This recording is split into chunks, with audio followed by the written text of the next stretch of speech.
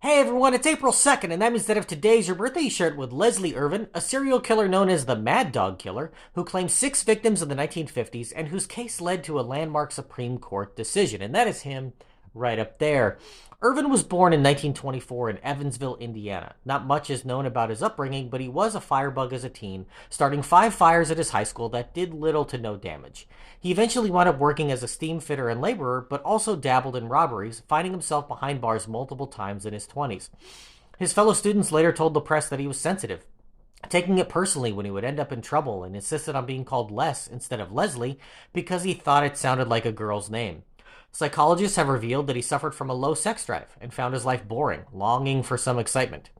In 1954, the then 30-year-old Irvin created his own excitement when he embarked on a killing spree that terrorized southwestern Indiana. His first victim was an expectant mother who he tied up and shot in the liquor store she owned with her husband. Irvin then killed a gas station attendant in the same manner a few weeks later, and a reward was offered for information leading to the capture of the killer. He laid low for a few months, then shot and killed a housewife who he had robbed, then a week later killed a farmer, his son, and daughter-in-law.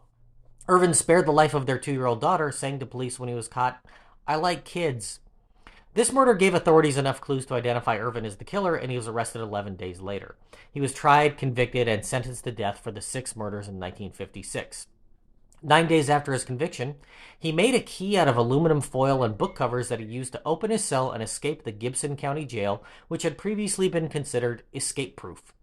He hitchhiked all the way to San Francisco, where he was arrested for trying to pawn stolen jewelry a month later. When he was being interrogated, the police realized who they had in custody, and he was sent back to Indiana.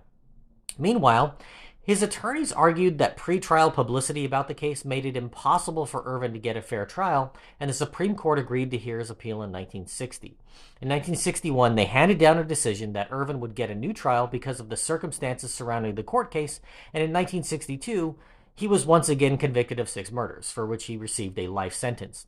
Irvin died in prison from lung cancer in 1983. If this was your birthday, I hope you had a great day. If you know somebody whose birthday it is today, send them this video so they can find out all about their birthday twin. And to Leslie Irvin, I have to say, happy birthday, you bastard.